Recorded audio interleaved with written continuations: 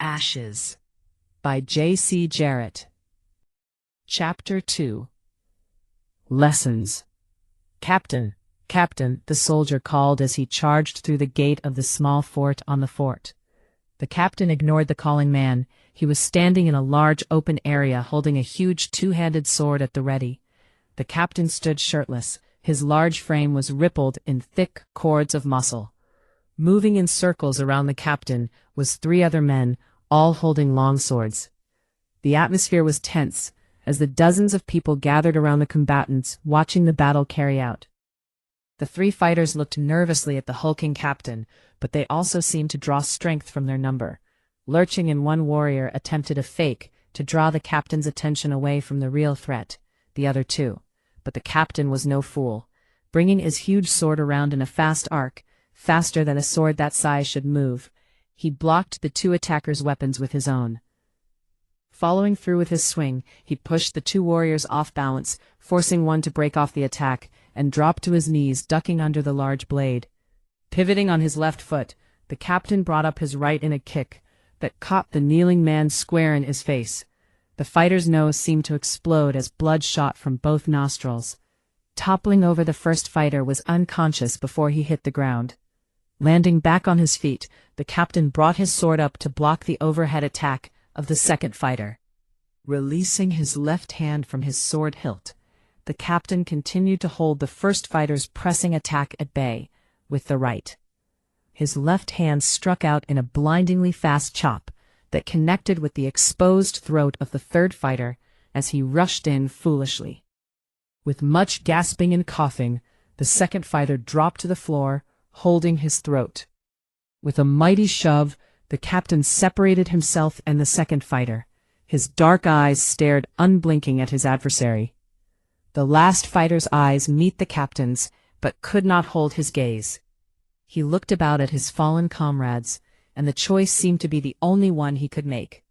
The long sword panged off the ground as the fighter yelled in a shaking voice, "I give." "You give?" the captain called out.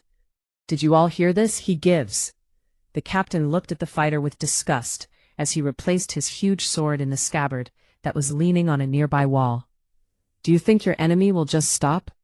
Do you think during the Goblin War the goblin that gave me this would have just stopped?"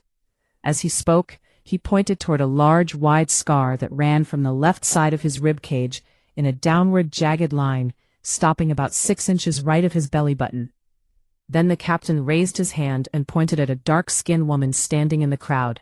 Her shocking silver eyes narrowed at the captain for being centered out. "Do you think the goblin warlord Gorithok would have stopped from cutting off her arm if she only said, 'I give'?"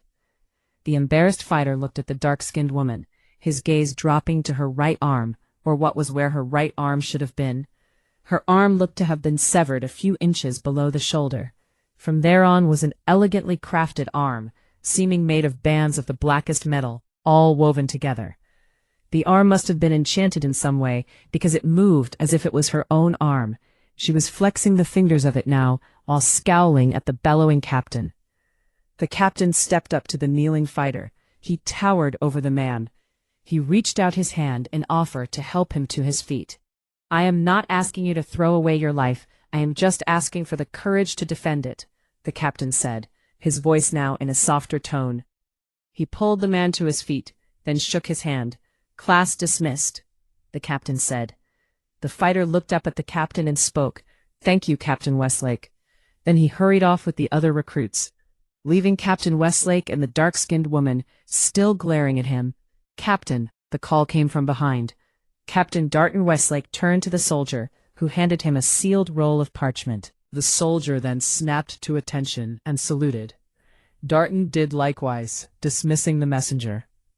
Darton broke the seal and unrolled the scroll, then began to read.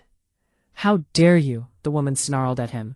"How dare you bring me in this?" she yelled, brandishing her magical arm, "up in your lecture." Her tirade was cut short when she saw the look upon Darton's face. "Zara, get your gear, we need to go. Now." "But Captain, you cannot go," the neatly trimmed gray-bearded man who wore the uniform of commandant said. "You are in the middle of training a new regiment," the commandant finished. "I am sorry, sir, but family comes first, and the amount of smoke reported along with the bandit reports of a one-handed man robbing folks along the remote roads tells me my family is not safe," Darton said with total respect to his commanding officer. "What about your duty?" the commandant said as he watched Darton and his companion, Zara, saddled up horses. "This is my duty, and I will resign my commission to do it if I must." The last came out a bit more forceful than the worried man wanted it to. The commandant took a deep breath, then stepped forward to Darton. He then reached up and removed the captain insignia from Darton's chest and collar. Darton watched solemnly as his commanding officer removed his rank from him. "Then go, Mr. Westlake, if it's so important to you, and take your one-armed witch with you," the commandant said in a sarcastic tone. Before he could stop himself, Darton's hand leapt to the officer's chest, grabbing a great handful of his uniform shirt.